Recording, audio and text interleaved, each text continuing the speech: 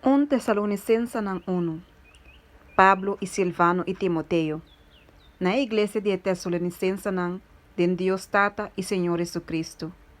Graça na vosso e paz. Agradecimento para a fé de Tessalonicenses. Nós está dando agradecimento na Deus sempre para vosso tur, acordando vosso de nos oração, constantemente tendo de mente vossa obra de fé e trabalho de amor e firmeza de esperança de nosso Senhor Jesus Cristo, em presença de nosso Deus e Tata.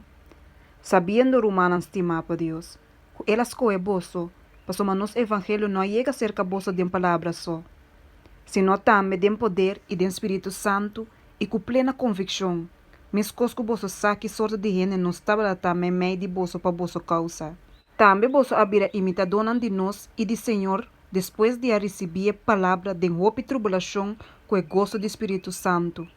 Assim que vosso abrir exemplo para todo crente na Macedônia e na Acaia.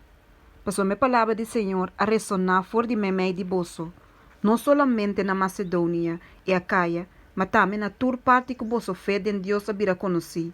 Assim que nós não temos ter de bisa nada, passou a não mesta conta de nós, com nós agora receber cerca vosso, e com vosso a convertir vosso de Deus não falso na Deus, para servir Deus vivo e verdadeiro, e para esperar su yu for de cielo, quem de ela lanta for de morto não, esta Jesus, quem de ta libra nos de fúria colobim.